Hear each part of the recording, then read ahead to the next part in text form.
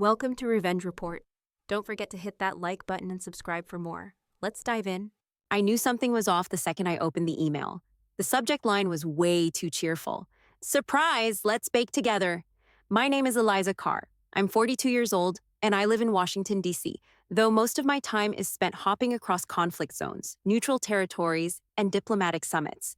I'm an international mediator by profession, the kind who helps patch up ceasefires and stares down generals who won't shake hands unless someone blinks first. Spoiler, I never blink. So when I saw that the email was from Jonah, my younger cousin, the same one who hadn't spoken to me in years, I didn't feel touched. I felt suspicious. Hope you can come by the bakery this Sunday. We're doing a live bread making demo, and I'd love for you to be part of it. Like old times. You and me. Dough and stories. Come early? It would have been sweet if I hadn't grown up with him. If we weren't still bruised from a family implosion that started 6 years ago over my grandmother's estate. When Grandma died, she left her house to me, and that lit a match nobody wanted to put out. Jonah was the loudest, said I used lawyer words to snatch the house out from under the family. Never mind that I'd taken care of Grandma full-time at the end, or that the will was airtight. He hadn't spoken to me since, until now. Still, I went. Curiosity's a hell of a thing, even stronger than spite. Jonah's bakery was in a gentrified strip of Charlottesville, exposed brick walls, clean concrete floors, and a hand-painted sign that read, Mother Crumb. Cute. As I stepped in, I could already feel eyes turning. He was standing in front of a long wooden table, flanked by two men in aprons who looked like they'd been told this was their stage debut. There she is, Jonah shouted like we were old friends. Eliza! Everyone, meet my cousin, the diplomat with no flavor. The room laughed. It wasn't a real laugh. It was the kind people give when they don't know whose side they're supposed to be on. I smiled politely and walked over, heels clicking on tile. Nice of you to invite me, Jonah. So generous, I said. He grinned and wiped his hands on his apron. Well, figured you could use a little exposure to the real world. You know, real heat, real work. No air-conditioned war rooms here. The men next to him, one tall and smug, the other short and smirk-prone, chuckled. We're gonna teach her what real hands look like, one of them said. I looked at the crowd, mostly young bakers in flower-streaked shirts and linen pants. A few customers perched on stools sipping espresso. A junior apprentice looked up at me with a mixture of sympathy and horror, like she already knew what this was. Jonah held up a mixing bowl theatrically. Let's get started, shall we? Cousin Eliza, why don't you join us for the first step? It had the energy of a prank rehearsed over text threads and knowing winks. I could feel the trap under every cheerful word. So I stepped up beside them and said, of course. Because if there's one thing you learn negotiating with warlords and petty tyrants, it's that the worst thing you can do is flinch. Jonah slapped the side of a mixing bowl like it owed him money. Let's show everyone how the magic starts, he said, loud enough for the room to hear. Eliza, why don't you come help me with the autolyse? He pushed a lump of half-mixed dough toward me, already sticky and unruly in the metal bowl. I looked at it, then at him, then back at the dough. I didn't flinch. Of course, I said evenly. I stepped up beside him, rolled up my sleeves, slowly, precisely, and dipped both hands in. The dough was warm, wet, and clearly not at the right hydration. It clung to my fingers like glue. Jonah leaned in, voice dripping sugar. This part's easy. Just fold gently from the bottom. You've got soft hands, right? A chuckle went through the crowd. One of the younger apprentices looked down at her shoes. I began folding the dough carefully, silently. The texture was unfamiliar, but I knew enough from watching to mimic the motion. I wasn't fast, but I was calm. That irritated Jonah. Yeah, just like that, he said. Sort of like diplomacy, I guess, except this involves real muscle.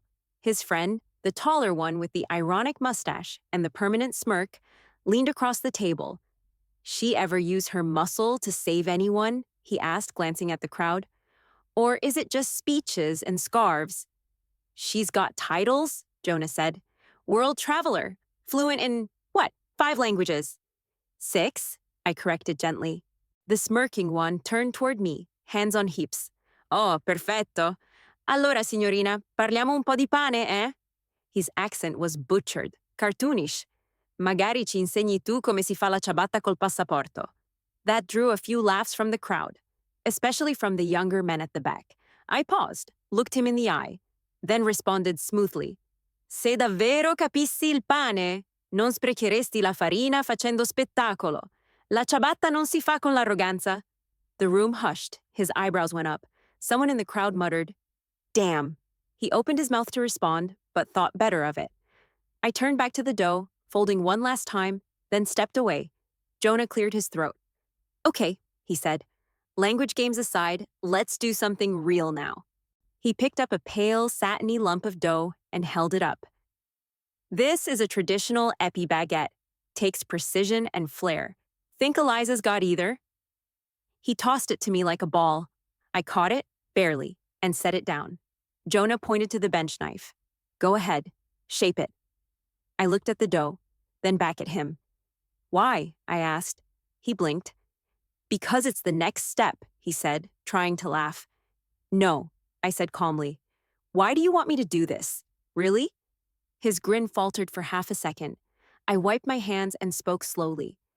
3 years ago, in Ankara, I sat across a table from a man who'd been holding 7 people hostage in a crumbling consulate. He hadn't slept in 2 days. There were bombs under the floor. No one dared breathe. The room had quieted. Even the smirking friend looked unsure of where this was going. "I didn't lecture him," I said. Didn't raise my voice. I let the silence stretch for 7 full minutes. That's how long it took for him to start talking, to trust me, to surrender. I looked back at Jonah. "So no, I won't shape your bread for applause, or to prove anything." I stepped back from the bench and folded my arms. The room stayed still. Someone cleared their throat in the corner. Jonah tried to smile again, but it didn't quite land. "Well," he said, "that's dramatic." "No," I said. "That's real." And for the first time since I walked in, the audience wasn't looking at Jonah anymore. They were watching me, and he knew it. The silence in the bakery held longer than anyone expected. It was the kind that didn't know where to go next. Jonah had pushed, I had declined, and now the room teetered awkwardly between watching a performance and realizing they were part of something else entirely. Then the tall one, the smirking friend with the half-tied apron and the overconfident stance, stepped forward and clapped his hands once, loud and theatrical. "Well, since speeches seem to be the specialty today," he said, nodding at me, "how about we settle it with something a little more practical?" Jonah looked at him. There was something almost grateful in his expression, like the spotlight had just shifted off him for a moment. The friend turned back to the crowd. "Bread-shaping duel," he declared, grinning. "One dough, 2 styles. Let's see who has real hands." Some of the younger apprentices exchanged glances. One of them even smiled nervously, like this might actually be fun. A challenge, a game. I said nothing, just watched. The tall baker looked at me. "Come on, diplomat," he said. "No translations, no metaphors, just dough." I tilted my head slightly, then nodded. "Sure," I said. "I'll play." Gasps rippled lightly across the room. Jonah's smirk tried to reappear. He gestured to the prep table as if this had been the plan all along. They handed us identical portions of dough, round, rested, ready. The baker cracked his knuckles. "Let's make it interesting." He began fast, confident, exaggerated movements designed to draw attention. He slapped the dough, stretched it wide, rolled it aggressively. A little too much flour flew from his bench, but that didn't stop him from grinning. "Pain au levain," he announced. "Fancy fold, showy finish, high stakes." I didn't announce anything. I just began. My hands moved slower, quieter. I took the dough into my palms like it was a living thing. I didn't force it. I guided it. 3 inward folds, then a roll, then the shaping. A spiral tuck I'd learned years ago from a quiet baker in southern Kyrgyzstan, who never raised his voice even when the power went out in his oven mid-bake. The shape that emerged under my fingers wasn't flashy, but it was precise, compact, balanced. My opponent was still slapping and pinching at his dough when it collapsed slightly at the seam. He frowned, tried to patch it. It caved again. He looked up, panicked for just a second, then cleared his throat and puffed his chest like nothing had happened. I didn't look at him. I didn't need to. I set my shaped dough gently on parchment and stepped back. It sat clean and firm. My hands were calm at my sides. Jonah's friend stood over his dough, breathing harder now, shoulders tense. The crowd didn't clap. They didn't laugh. They just stared. I turned to him, met his eyes, and said quietly, almost a whisper, but clear as glass, Lashta batorna de pamaksud de. The apprentice closest to me blinked. What language was that? Pashto, I said. I glanced down at the dough, then back up. It means real hands don't seek applause. They seek understanding, and for the first time, the friend didn't have a comeback. He just stood there, empty-handed, as the act around him began to crumble. The silence that followed the shaping duel was thicker than the flour in the air. The tall one had backed off, muttering something about hydration ratios and misfolded gluten strands, but no one was listening.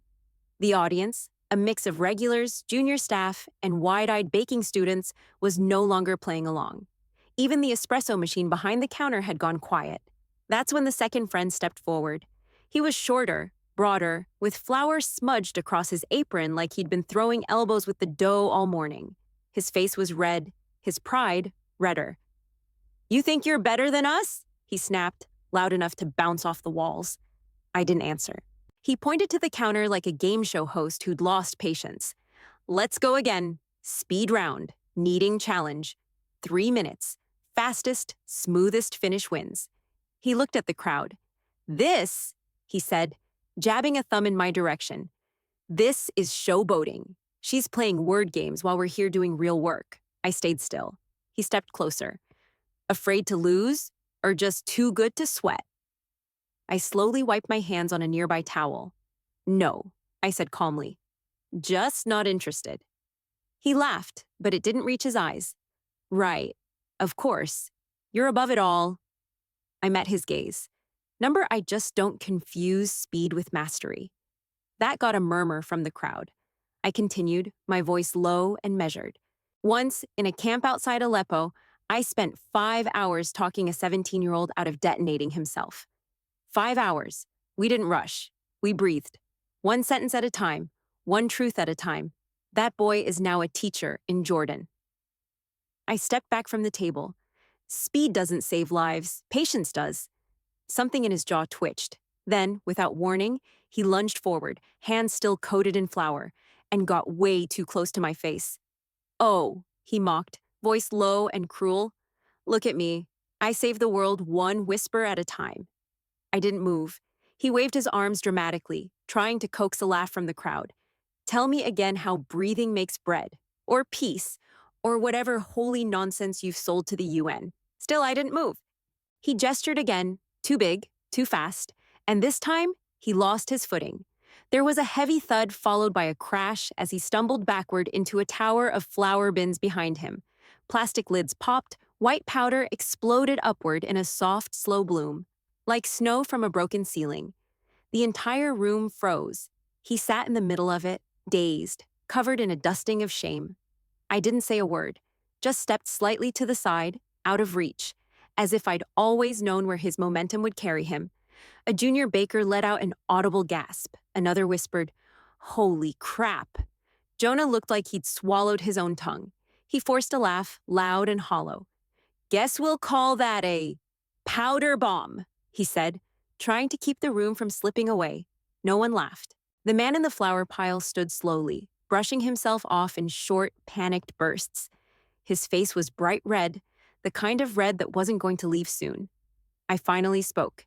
"Stillness," I said, glancing at the crowd, "isn't the absence of action, it's control of it." No one looked at Jonah anymore, and for the first time since I'd stepped into the bakery, he looked scared. The flour had barely settled when I saw it.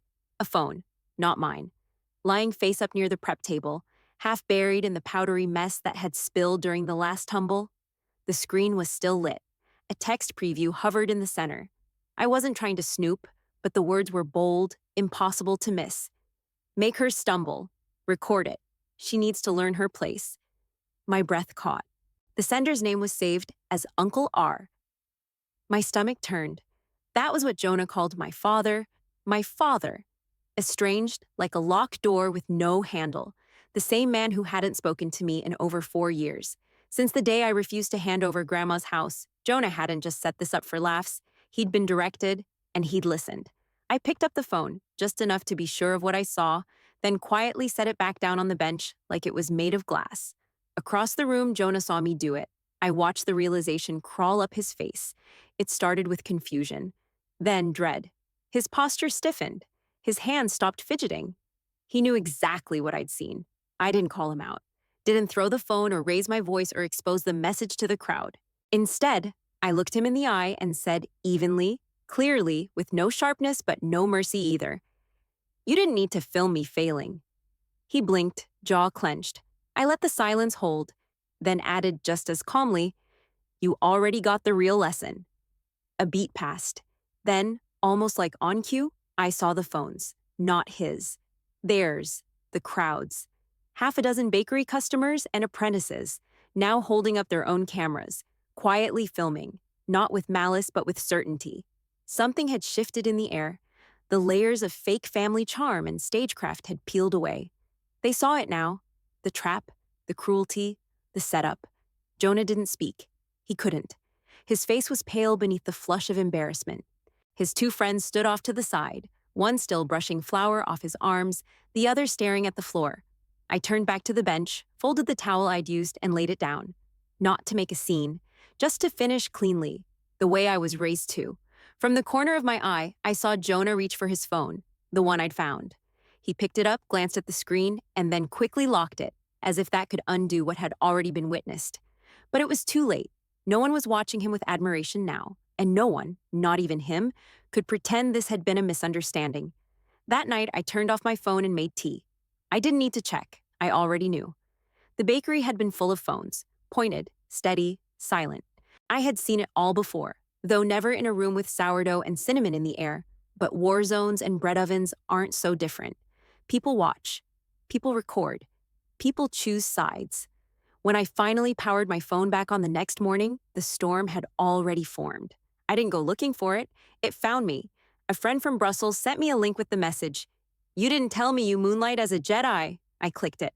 A clip, about a minute long, had already hit 500,000 views. Someone had trimmed it down. Me sidestepping Jonah's friend as he stumbled into the flour bins, the camera shifting to catch the slow horror dawning on Jonah's face.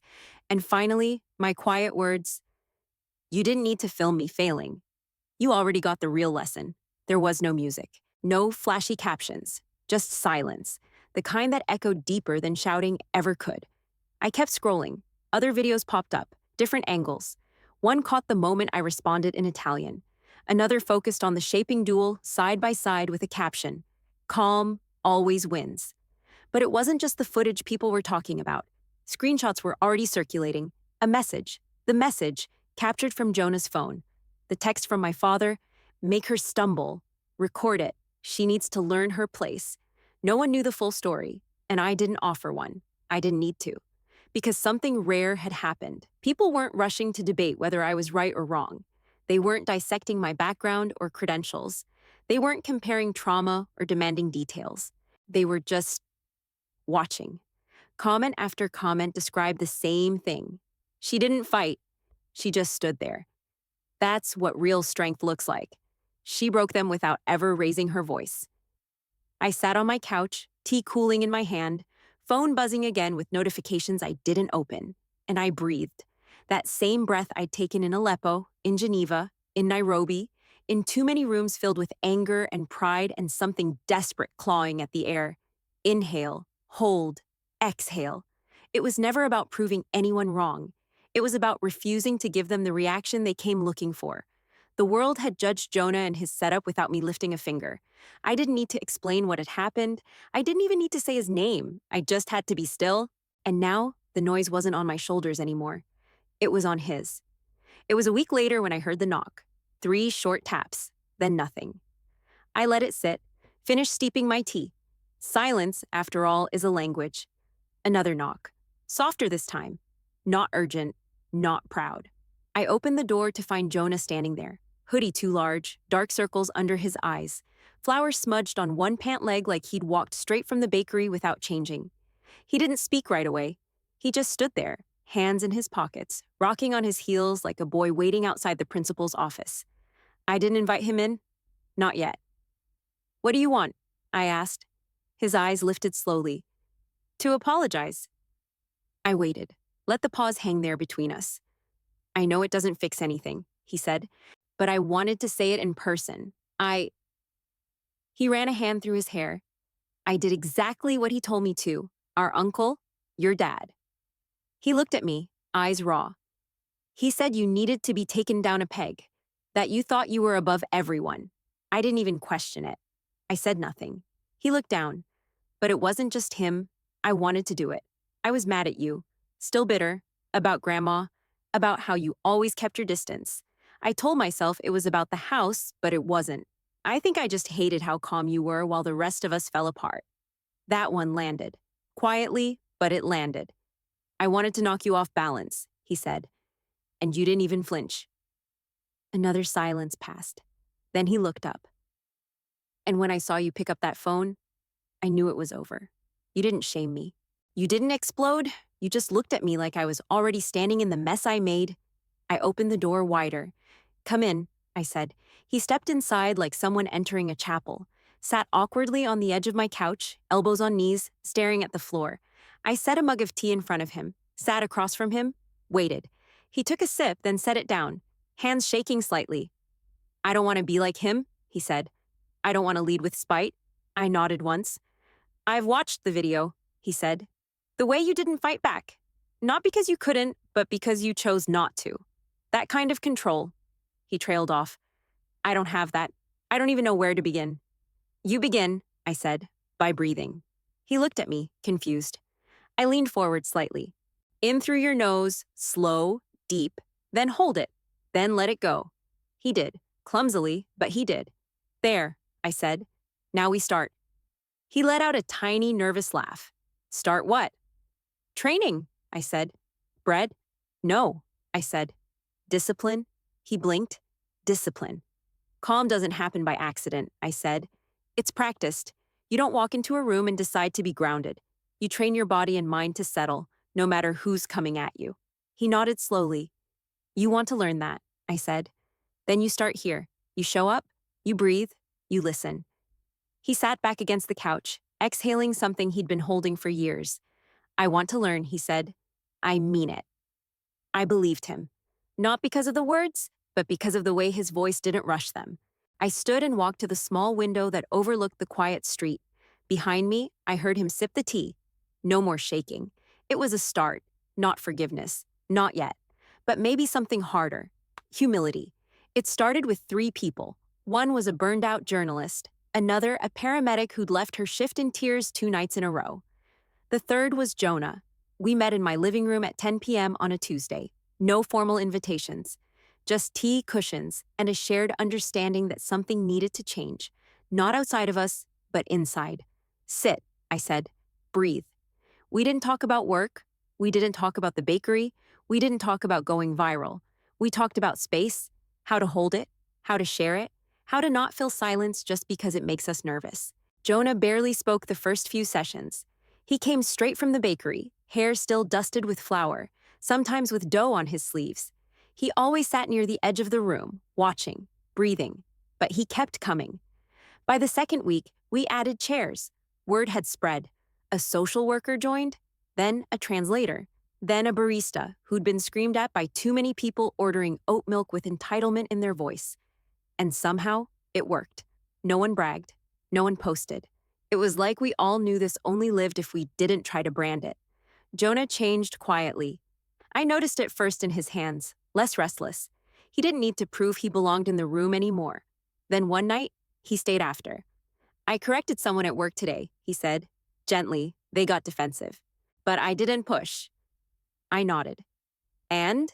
He shrugged. They came back later, said thank you, that was it. No victory dance. Just truth. Later that week, I found a letter in my mailbox. A real letter. Handwritten in a stiff, familiar scrawl. Eliza, I was wrong. I see you now. There was no return address, no signature, but I knew the writing, my father's. I stood at my kitchen counter for a long time, just holding the page. I read it again. Then again. It didn't fix the years. It didn't erase what had been done. The silence, the scheming, the message I'd read on Jonah's phone. But it did something else. It ended it. Not neatly, not sweetly, just finally. I folded the letter in half and tucked it into a drawer. I didn't tell Jonah. Not yet. He was still figuring out who he wanted to be without someone else's voice in his head. So was I. That night, we sat cross-legged on opposite ends of the living room as a new attendee, a young teacher with a trembling voice, asked, "What do you do when you feel yourself starting to go small?" I waited for Jonah to glance at me, but he didn't. He answered her himself. "You breathe," he said. "You don't fight the feeling. You sit inside it, and you wait until your breath catches up." And for the first time since the bakery, I smiled. Not because he'd learned what I taught him, but because he'd made it his own. The room was warm with quiet. We were 12 now, some nights 13. The furniture stayed simple: floor cushions, folding chairs, one long wooden table pushed to the side to make room for breath and stillness. Jonah arrived early, like always. He didn't rush, didn't fill the air with small talk. He just nodded at me and set out mugs, the same way he'd once lined up dough trays at the bakery. After everyone had settled and the last of the tea was poured, I began the way I always did. Close your eyes, inhale, hold, exhale. The rhythm of the room changed. I could feel it. How different silence becomes when people choose it, not when it's forced. Tonight's session had run longer than usual. People lingered, talked softly, shared bits of themselves in that way only people who've unlearned urgency can. Jonah stayed after. He stood by the table, rolling a small ball of dough between his palms, something I'd handed him weeks ago during a conversation about focus. "I tried saying breathe to one of my apprentices," he said. He thought I was joking. "Did you laugh?" "No," he said. "I just waited." He took a breath. I nodded.